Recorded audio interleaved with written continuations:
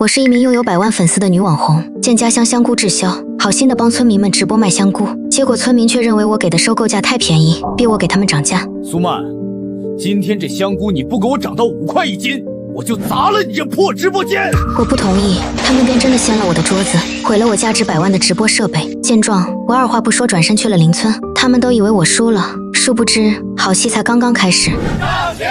漲錢！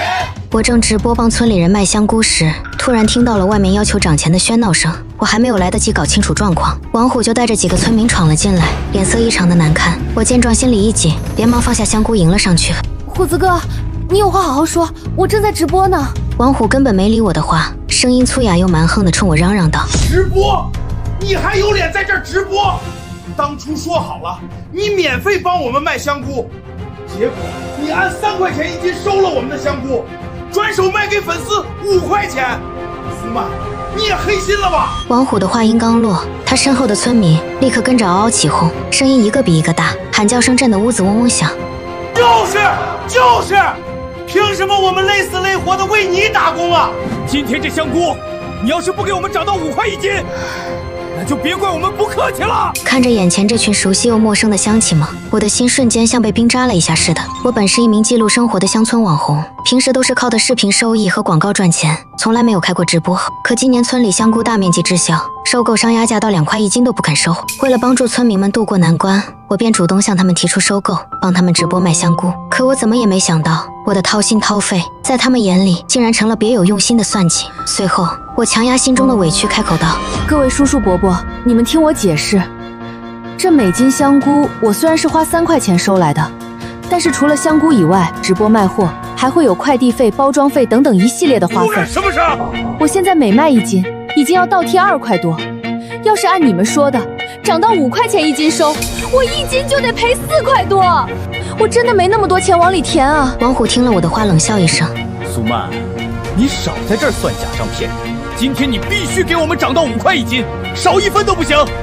這一刻看着王虎蠻橫不講理的模樣，我才徹底明白，這場漲價的鬧劇才剛剛開始。我深吸一口氣，壓下心裡翻湧的委屈和憤怒，耐着性子解釋道：虎子哥，我真的沒有騙你們。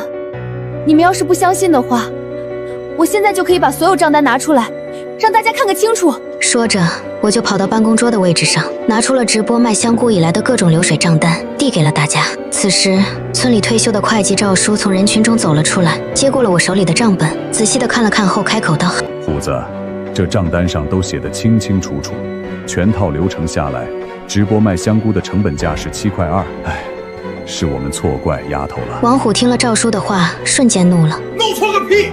趙老三，你腦子被驢踢了！俗話說無利不起早，就算他賣香菇不賺錢，那他靠着幫大家賣香菇的噱頭，可沒少收粉絲的大火箭嘉年華。這錢難道不是沾着我們香菇的光賺的？憑什麼全揣進他一個人兜裡？趙叔被王虎吼得縮了縮脖子，往後退了幾步，消失在人群當中。此時，其他村民再也忍不住了，紛紛附和王虎的話：就是没有我們的香菇，他哪來的大火箭收？這香菇必須給咱們按5塊錢1斤收，不然咱們就虧大發了。我見狀急的聲音都變了調：我根本沒開打賞功能，你們看，後台連打賞入口都沒有。王虎連看都没看一眼，直接就反駁我道：蘇曼，你今天沒開不代表以前沒開，更不代表以後不開。網絡上的水太深，我們玩不明白。現在我們就一個要求，香菇必須漲價，否則今天這關你過不去。說着，王虎給幾個村民使了個眼色，那幾個村民得到指示後，便一腳踢翻了旁邊的快遞箱。有幾個和我關係比較好的村民們想要去攔，但是還是沒有攔住。直播間的畫面越來越混亂，彈幕裡全是質疑和謾罵。很快，系統彈出了違規提示，直播間被強制關閉了。我看着滿地狼藉，看着眼前這群被利益沖昏頭腦的人，心也一點點的冷了下去。此時，王虎走到我面前，居高臨下的看着我：怎麼樣，想好了沒有？到底漲不漲價？想好了。我看着他，一字一句地說出了一個讓所有人都愣住的決定：這香菇我不賣了，我絕對不會為你們的貪婪買單的。王虎聽了我的話，臉瞬間沉了下來。好，你有種！隨後，王虎再也沒有什麼顧忌，指着我的鼻子放狠話道：蘇曼，我看沒有我們村子的香菇去給你引流，你還怎麼賺錢？咱們走着瞧。說完，王虎狠狠地摔門而去，屋子裡瞬間恢復了死一般的寂靜。我看着眼前的废墟，眼淚再也忍不住地砸了下来。这个直播间是我一手打造的，本来想着解決村民香菇滯銷問題，現在看來也沒有必要了。隨後，我抹掉自己不爭氣的眼淚，給隔壁的李村長打去了電話。3天前，隔壁村李村長提着一筐他們村香菇來找我。小曼，我們村的香菇也滯銷，你幫忙也給我們賣一賣，價格隨便開，我們村絕無二話。我當時一門心思撲在本村，怕顧不過來，一口回絕了。這次我打過去的電話只響了3聲就被人接起，不等對方說話，我就斬釘截鐵說道：李村長，您說的是，我答應了，我明天一早就到。掛斷電話後，我看着滿地碎玻璃和爛成泥的香菇，嘴角緩緩勾起一抹冰冷的弧度。他們以為毀了我的直播間，不給我提供香菇就能掐死我的生路，殊不知好戲才剛剛開始。第二天一早，我剛把車停在鄰村村口，車窗就被熱情的笑臉圍住了。李村長帶着全村老小站在路邊，手裡捧着剛出鍋的熱雞蛋、自家曬的筍乾和菌菇，沒有虛情假意的客套，只有眼裡藏不住的感激和期待。和昨天那群舉着鋤頭砸門的人比起來，簡直是天差地別。見我下車，李村長快步迎上來，粗糙的大手緊緊攥住我的手，指節都因為用力而發白。小曼啊，可算把你盼來了，你能來，我們全村人就有希望了。我輕輕回握了一下李村長的手。李村長您別客氣，咱們先去大棚看看貨，爭取今天就開播。隨後李村長就帶着我去了大棚。一進大棚，我瞬間驚呆了，這裡的香菇個個菇形圓潤，菌蓋厚實的能掐出汁水，深褐色的表面泛着健康的光澤，山泉水澆灌出來的品質確實比我們村的更勝一籌。此時李村長摸着菌棒，這些都是跟着老法子種的，不打農藥，不施化肥，就是沒人買。前陣子爛在地裡好多，大夥都急得睡不着覺。我看着李村長的模樣，立刻拍了拍胸脯。您放心，這麼好的東西，我一定幫村民們賣爆全網。太好了，真的是太好了！村民們聽了我的保證，都欣慰地點了點頭。隨後，年輕小伙自告奮勇地幫我搭建臨時直播間。下午2點，我的直播準時開播。我看着鏡頭裡的自己，深吸一口氣後，一如既往地向大家打招呼。大家好，我是蘇曼。昨天發生的事兒大家都看到了，我不多解釋。今天我給大家帶來的是鄰村李家村的有機香菇，5塊錢1斤，數量有限，大家可以拍一單嘗嘗。話音剛落，彈幕瞬間像潮水般湧來。曼曼就衝你這份良心，我們必須支持。就是。後台的訂單數字瘋狂跳動，快得讓人看不清。僅僅59分鐘，10萬單。李村長盯着屏幕，渾濁的眼睛裡瞬間蓄滿了淚水。而另一邊，王虎翹着2郎腿坐在自家院子裡最中間的椅子上，得意洋洋地跟圍在身邊的村民吹牛。你們就把心揣進肚子裡。他蘇曼能有今天，全靠咱們村的香菇給他引流。現在沒了咱們的貨，他就是個沒人看的破網紅。哼，就算開播，誰會買他的賬？等着吧，不出3天，他就得哭着回來求咱們。到時候別說5塊1斤，就是8塊、10塊，他也得捏着鼻子收。周圍的村民聽了王虎的話，紛紛點頭附和，臉上滿是勝券在握的得意。可就在這時，村裡的二柱子拿着手機慌慌張張地衝了進來。虎子哥，不好了，出大事了！蘇曼他在隔壁李家村開播了，人家開播不到1個小時，香菇就賣了10萬單。現在直播間20多萬人全是刷支持他的。王虎聽了這話，猛地站了起來，一把搶過二柱子的手機，眼睛死死盯着屏幕上不斷跳動的訂單數，臉色的笑意瞬間僵住，整個院子陷入了死一般的寂靜。王虎猛地把手機摔在地上，屏幕瞬間裂開一道蜘蛛網似的紋路。我不相信，這數據肯定是蘇曼刷的單，對，一定是刷的。二柱子蹲在地上，小心翼翼地撿起手機，擦了擦屏幕上的灰塵，小聲嘟囔道：胡子哥，這也不像刷的呀，你看彈幕全是真人在說話，還有好多人說要回購呢。你懂個屁！王虎一腳踹在旁邊的石墩子上。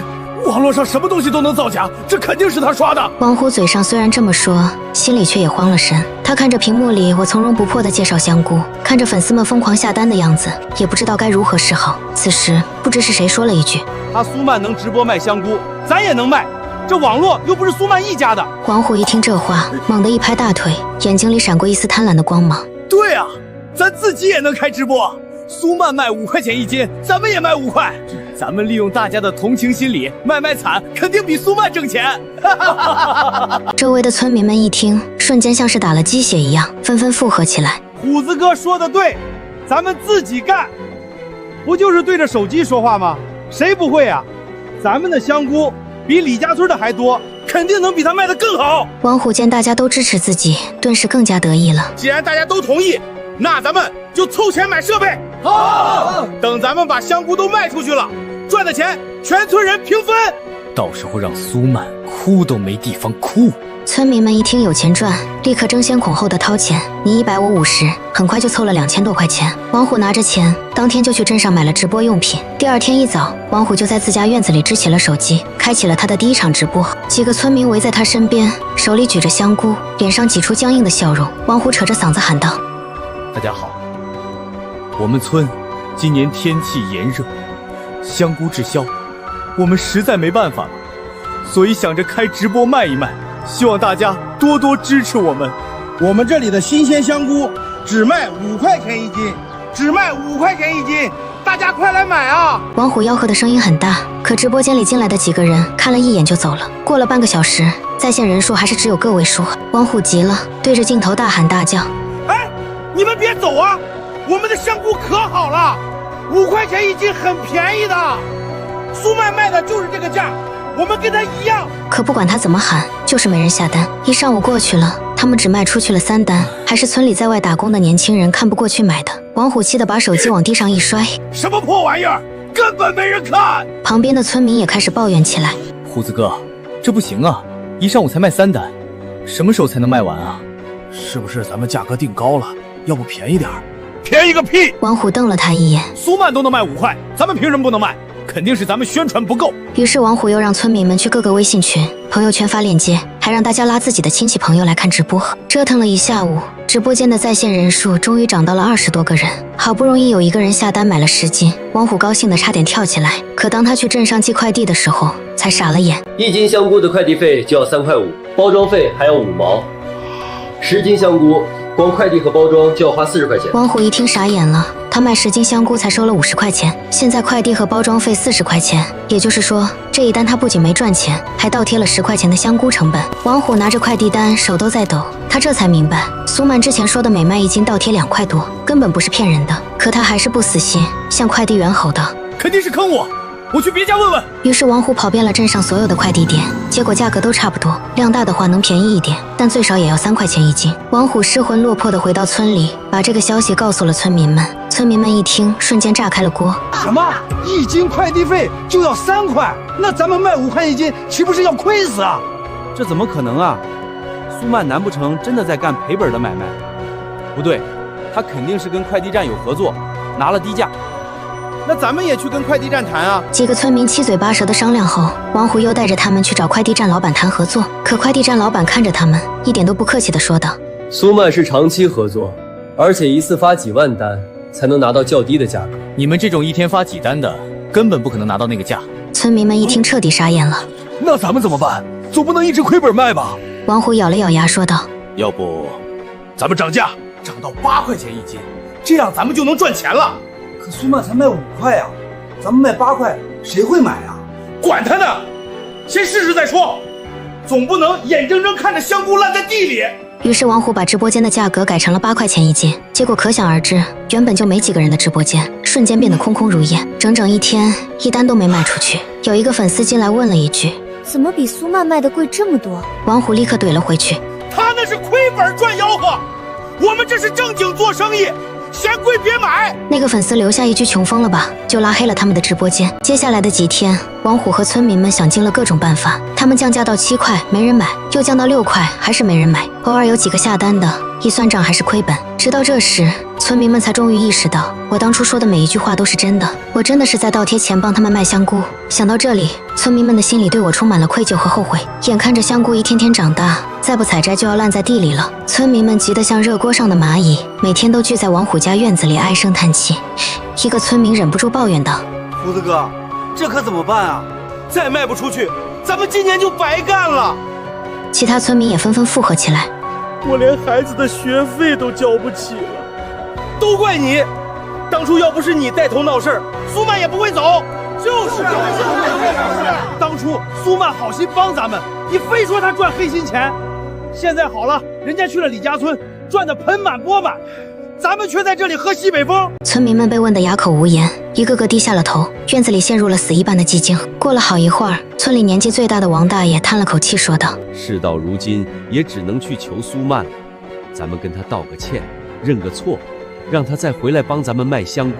对，去求蘇曼，蘇曼心善，咱們好好跟他說，他肯定會原諒咱們的。村民們像是抓住了救命稻草一樣，紛紛點頭同意。王虎雖然心裡不願意，但也沒有別的辦法。他咬了咬牙，好，咱們現在就去李家村找蘇曼。於是村民们浩浩蕩蕩地朝着李家村走來，他们手裡提着雞蛋、臘肉、自家種的蔬菜，一個個臉上都帶着愧疚的表情。當他們走到李家村的香菇大棚外時，正好看到我在和李村長一起檢查香菇的品質。我穿着簡單的工作服，臉上帶着淡淡的笑容，和周圍的村民們有說有笑。看到這一幕，村民們更加愧疚了。王大爺深吸一口氣，帶頭走了過去。小曼，王大爺的聲音有些沙啞，我听到聲音轉過頭來。當我看到我們村的村民們時，臉上的笑容瞬間消失了，眼神變得冰冷。李村長也皺起了眉頭，擋在了我面前。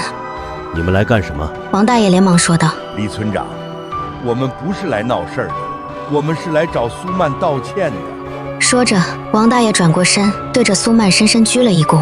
小曼，對不起，之前是我們錯了，我們不該聽王虎的話，誤會你，還砸了你的直播間。我們給你道歉，你就原諒我們這一次吧。其他村民也紛紛跟着鞠躬。蘇曼，對不起，我們錯了，你大人有大量，別跟我們一般見識。王虎站在最後面，低着頭，臉上滿是不情願，但還是跟着說了一句：對不起。我看着他們，眼神沒有一絲波瀾。道歉就不必了，我承受不起你們的道歉。村民們一聽我說這話，着急了。我們知道錯了，我們真的知道錯了，我們不該貪心，不該忘恩負義。你就再幫我們一次吧，我們的香菇都快爛在地裡了。只要你肯幫我們賣香菇，價格隨便你開，3塊錢一斤也行，2塊錢一斤也行，我們絕無二話。是啊，蘇曼，你就幫幫我們吧，我們以後再也不會鬧事了。我看着他們，嘴角勾起一抹嘲諷的笑容。現在才知道求我了。當初你們砸我直播間的時候，怎麼沒想過會有今天？當初你們拿着鋤頭扁的，逼我漲價的時候，怎麼沒想過會有今天？當初你們毀了我價值100萬的直播設備的時候，怎麼沒想過會有今天？我的聲音一句比一句嚴厲，每說一句，村民們的頭就低得更一分。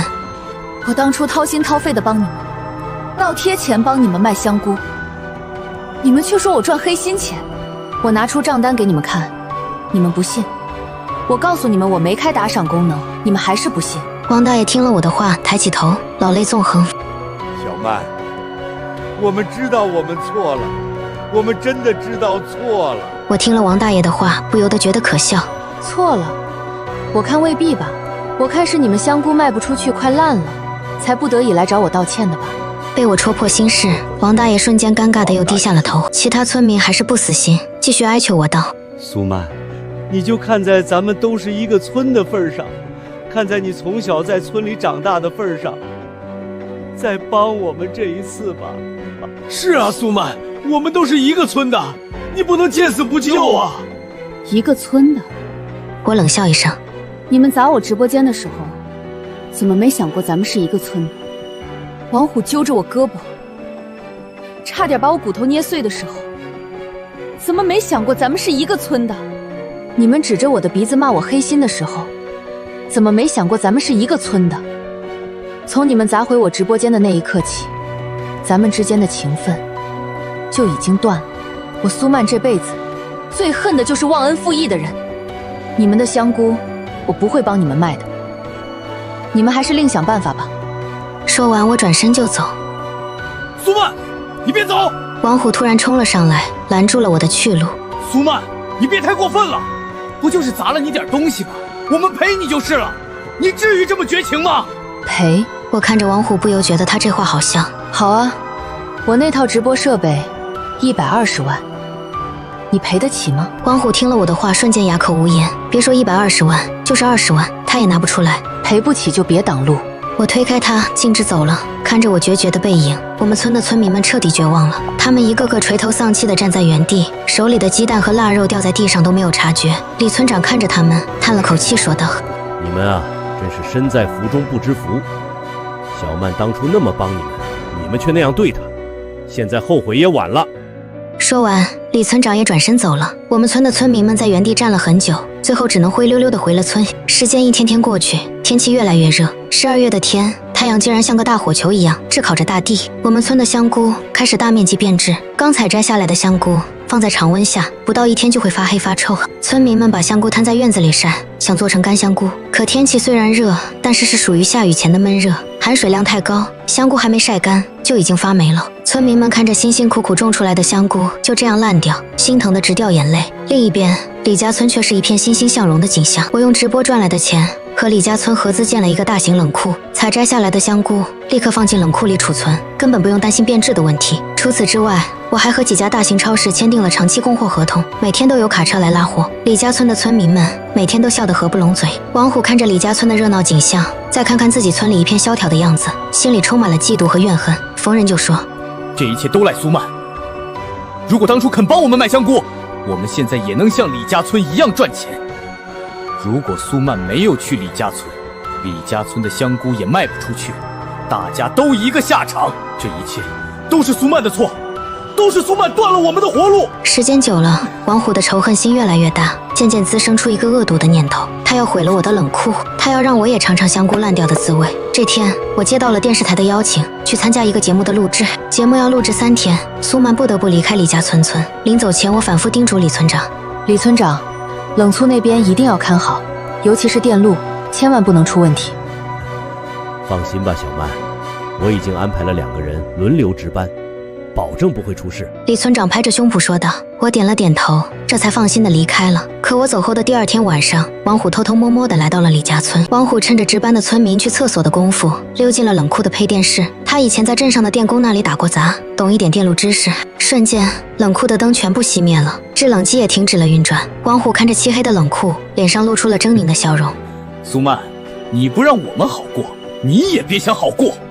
等你回來。隨後，王虎得意地笑了幾聲，然後悄悄地溜走了。值班的村民從廁所回來，發現冷庫停電了，頓時嚇了一跳。他趕緊去配電室檢查，發現總開關被人拉了下來。隨後，他連忙把開關推上去，可製冷機卻沒有反應。原來，王虎在拉開關的時候，故意把電線給剪斷了。值班的村民急得團團轉，趕緊給李村長打電話：“村長，不好了，我們的冷庫的電線不知道被誰剪斷了。”李村長接到電話，嚇得魂都飛了。冷庫裡儲存着10幾萬斤香菇，要是停電超過12個小時，所有的香菇都會變質，那可是幾百萬的損失啊！李村長一邊往冷庫跑，一邊給我打電話。此時我正在節目錄製現場，看到李村長的電話，我心裡咯噔一下，瞬間有了種不好的預感。李村長，怎麼了？我連忙接起電話。小曼，不好了，冷庫停電了，不知道是誰把電線剪斷了，製冷機壞了，修不好。冷庫裡還有10幾萬斤香菇呢，再這樣下去，全都會爛掉的。我一聽，臉色瞬間變得慘白。別慌，李村長，你先別慌，你現在立刻組織村民，把能搬的香菇先搬到陰涼的地方。我馬上帶着發電器和電工一起回去。李村長在電話那邊趕忙點頭。好，我這就去安排。掛了電話，我立刻跟節目組請假。節目組得知情況後非常理解，立刻安排車送我回去。我在回去的路上，一邊聯繫鎮上的五金店，讓他們準備最好的發電機和電工，一邊聯繫保險公司報備情況。一路上，我的心都提到了嗓子眼。10幾萬斤香菇是李家村全村人的希望，如果真的爛掉了，不僅李家村的村民們會損失慘重，我這麼久的努力也會付諸東流。不，絕不能讓這種事情發生。我帶着發電機和電工，一路疾馳，終於在凌晨3點趕到了李家村。此時，冷庫裡的溫度已經升到了10度以上，香菇的表面已經開始出現水珠，再晚來幾個小時，這些香菇就徹底廢了。我趕快大聲喊道：“快把發電機接上！”電工們聽了我的話，立刻行動起來，熟練地連接好發電機和冷庫的電路。隨着發電機的轟鳴聲響起，冷庫的燈亮了起來，製冷機也重新開始運轉。冰冷的空氣瞬間充滿了整個冷庫，我瞬間鬆了一口氣，腿一軟，差點摔倒在地。李村長連忙扶住我：“小曼，你沒事吧？”“我沒事。”我搖了搖頭。幸好趕回來了，不然就真的完了。村民們也都鬆了一口气，一個個臉上露出了慶幸的表情。是啊，太险了，就差一点儿。多亏了小曼赶回来的及时。到底是谁这么缺德，竟然剪断了冷库的电線？听到这话，我的眼神变得冰冷。我一定要把这个人找出来。李村长，冷库周围有没有监控？有，我早就想到可能会有人搞破坏，所以在冷库周围装了好几个监控。我点了点头。走，去看监控。众人来到监控室，调出了昨晚的监控录像。录像里清晰地拍到王虎偷偷摸摸地溜进配电室，然后又鬼鬼祟祟地出来，整个过程都被监控拍得一清二楚。李村长气得浑身发抖。是王虎，竟然是王虎！这个人太恶毒了，幸好我们发现得早，不然就被他害死了。他这是故意破坏他人财物，已经触犯了法律。李村长立刻拿出手机拨打了報警電話，相關人員很快就趕到了李家村。他們看了監控錄像，確認了王虎就是犯罪嫌疑人，然後立刻抓捕了王虎。這場風波終於安全地度過了。我回到儲存香菇的冷庫裡，心裡五味雜陳。我也沒想到故事的走向是這樣的，但是我不惹事，也絕對不會怕事。我一定會堅定地走向更美好的人生的，美好的未來在等着我。果然，王虎事件後，再也沒有人敢來找我的麻煩。第二年，我的事業也迎來了飛速發展的時期。我和李家村成立了合作廠，註冊了自己的品牌。除了賣新鮮香菇，還開發了香菇乾、香菇醬、香菇脆等深加工產品。這些產品一經推出，就受到了消費者的熱烈歡迎。我還在網上開了旗艦店，線上線下同步銷售。我的直播間每天都有幾十萬人在線觀看。李家村也建了新的小學和養老院，孩子們能在寬敞明亮的教室裡讀書，老人們能在養老院裡安享晚年。李村長每次見到蘇曼都笑得合不攏嘴。小曼啊，真是太謝謝你了，要是沒有你，我們李家村現在還不知道是什麼樣子呢。我每次也笑着說道，這都是大家一起努力的結果，沒有你們種出這麼好的農產品，我也賣不出去啊。後來機緣巧合之下，我參加了一次行業內的沙龍會議。參加完之後，我帶着我的團隊和滿滿1後備箱的合作協議回到了李家村。車剛開進村子，就看到村口站滿了人。李村長舉着個皺巴巴的大紅橫幅，上面歪歪扭扭寫着歡迎蘇曼載魚歸來。村民們手裡拿着鮮花、剛蒸的玉米和自家曬的菌乾，臉上的笑容比頭頂的太陽還要晃眼。李村長快步迎上來，一把搶過我手裡的行李箱，指節都因為用力而發白。小曼，你可算回來了。你是不知道啊，這3天咱們村的電話都被打爆了，光香菇醬這個產品就有3個經銷商要包下咱們下半年的產量呢。我笑着擦了擦額頭上的汗，這哪是我的功勞？要是沒有你們，凌晨3點就起來種植香菇，我就算說破嘴皮子也沒人買賬啊。旁邊的張嬸英往我兜裡塞了個熱乎乎的煮雞蛋。哎，話可不能這麼說，要是沒有你，我們哪裡能找到這麼好的銷路嘛？你可是我們李家村的活菩薩。扛着一筐剛摘的橘子的王大哥湊了過來。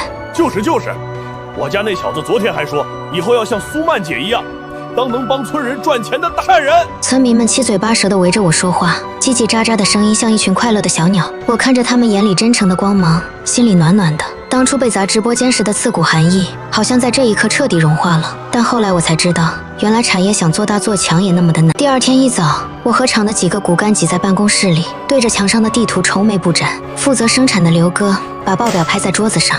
小曼，情況不太樂觀。這次行業沙龍會簽了12筆大訂單，下個月就要交第一批貨。咱們現在每個月最多能出30萬斤鮮香菇，但是訂單缺口有整整20萬斤。李村長狠狠抽了一口旱煙，眉頭皺成了一個川字。周邊的幾個村子我都問過了，除了王家村以外，種植香菇的只有張家村。可張家村的香菇打了農藥，檢測不過關，咱總不能為了湊數，砸了咱們好不容易立起來的口碑吧。我揉了揉發脹的太陽穴，當然不能砸口碑了，實在不行，我們只能先推掉3筆小訂單了。雖然會賠點違約金，但總比失信於大客戶強。就在這時，辦公室的門被輕輕敲響了，聲音輕得像怕驚到什麼似的。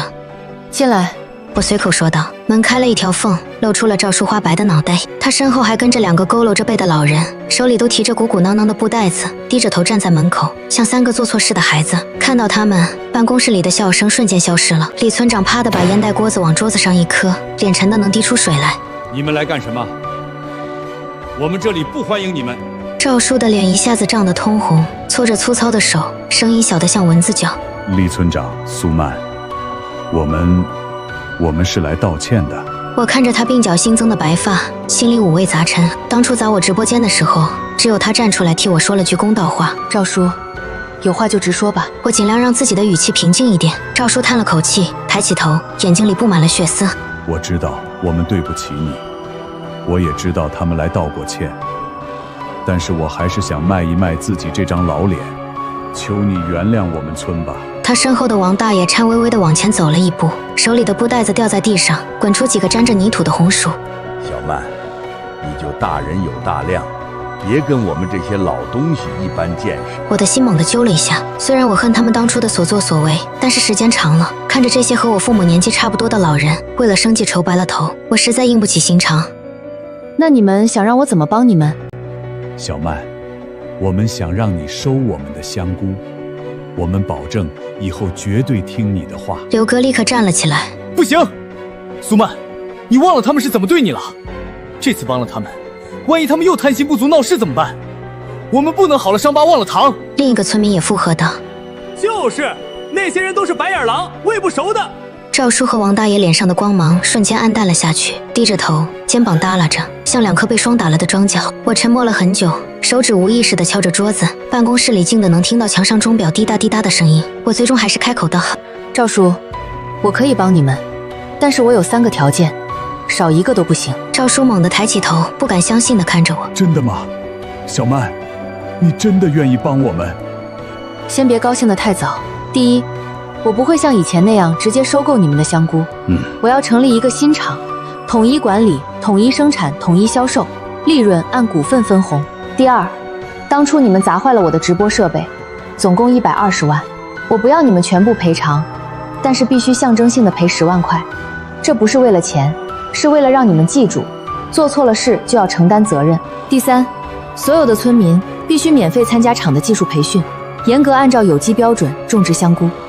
這3個條件，你們能答應嗎？趙叔和王大爺互相看了看，臉上露出了為難的神色。趙叔搓着手說道：小曼，成立聯合廠和技術培訓我們都沒意見，但是10萬塊的賠償我們真的拿不出來呀。你也知道，我們去年種香菇都賠錢了，好多人家連飯都快吃不上了，哪裡有錢賠呀？是啊，10萬塊對我們來說就是天文數字。小曼，你能不能通融一下？我搖了搖頭，語氣沒有絲毫商量的餘地。這是我的底線，如果你們連這點責任都不願意承擔，那我也沒辦法幫你們。就在這時，辦公室的門又被敲響了，一個清脆的女聲傳來：請問蘇曼姐在嗎？我抬頭一看，門口站着一個20歲左右的女孩，穿着洗得發白的白 T 恤和牛仔褲，扎着高高的馬尾辮，臉上帶着青澀和靦腆，手裡還抱着一摞厚厚的書書。你是？我疑惑地問道。女孩走進來，對着我深深鞠了一躬，腰彎得幾乎成了90度。蘇曼姐你好，我叫王秀，是王虎的妹妹。聽到王虎2個字，辦公室裡的氣氛瞬間又緊張了起來。李村長立刻擋在我面前，警惕地看着他。你哥都進去了，你還來幹什麼？想替你哥報仇嗎？王秀的臉一下子紅到了耳根，連忙擺手。不是的，不是，李村長，你誤會了，我是來給蘇曼姐道歉的。我哥做了那麼多錯事，傷害了蘇曼姐，也害了整個村子，我替他向你們說聲對不起。說着，他又深深鞠了一躬。我看着他清澈真誠的眼睛，心裡有些意外。我沒想到蠻橫無理的王虎竟然有這麼一個懂事文靜的妹妹。你坐吧。謝謝蘇曼姐。王秀小心翼翼地坐下，雙手放在膝蓋上。我在省城農業大學讀書，學的是食用菌栽培。這次畢業回來，才知道家裡發生了這麼多事。我去看過我哥了，他也知道自己錯了，但是他好面子，不肯說。他說他當初就是嫉妒你，覺得你一個女孩子能賺那麼多錢不公平，就腦子發熱做了傻事。剪冷庫電線那天晚上，他回去就後悔了。蘇曼姐，我可以免費幫你管理村裡的香菇種植，我學的就是這個，肯定能幫上忙的。我不要工資，只要你能原諒我們就行。趙叔也連忙說道：是啊，秀秀這孩子有文化又能幹，有他幫忙絕對沒問題。至於那10萬塊賠償，我們可以均到每個人的頭上，分期付，每年從分紅裡扣，直到扣完為止。你看行嗎？我看着王秀眼裡的期盼，又看了看趙叔和王大爺佝僂的背影，終於點了點頭。好，我答應你們，但是醜話說在前面，如果有人敢違反規定，我立刻終止合作，絕不留情。趙叔激动的老淚縱橫，拉着王修一起給我鞠躬。太好了，謝謝你小曼。謝謝你蘇曼姐。李村長看着我，無奈的搖了搖頭。你呀，就是心太軟。他們不過求你2次，你就不計前嫌了。這一次，你可一定要長個心眼兒。我笑了笑，我知道的，李村長，我已經不是當初那個只會掏心掏肺的傻丫頭了。接下来的1個星期，我帶着律師和我們村的村民們簽訂了聯合場的合同。大部分村民都很配合，簽字的時候手都在抖，嘴裡不停地說着謝謝。但是也有幾個老頑固，比如村西頭的王老五，說什麼也不願意簽字。這天下午，我和王修一起去村裡查看香菇棚的情況，正好碰到王老五蹲在自家棚子門口抽煙。王修走上前，笑着遞給他1瓶水。五叔，明天咱厂里的技术培訓就開始了，在村小學的教室裡，早上8點，你記得準時來啊。王老五瞥了他一眼，我才不去呢！我種了30年偏菇，還用得着你們這些小娃娃教我？我看你们就是想借着培訓的名義，把我們的地都騙走。等我們把地交出去了，他想怎麼拿捏我們就怎麼拿捏我們。五叔，你怎麼能這麼說呢？蘇曼姐是真心想幫我們。你看看李家村，家家戶戶都蓋了新房子，買了小汽車。再看看我們村，破破爛爛的，連條像樣的路都沒有。要是沒有蘇曼姐，我們一輩子都翻不了身。王老五不屑地說道。哼，李家村那是被他灌了迷魂湯了，我才不上他的當。我的地我自己種，就算香菇爛在地裡，也不會給他蘇曼1分錢。我看着他，平靜地說道。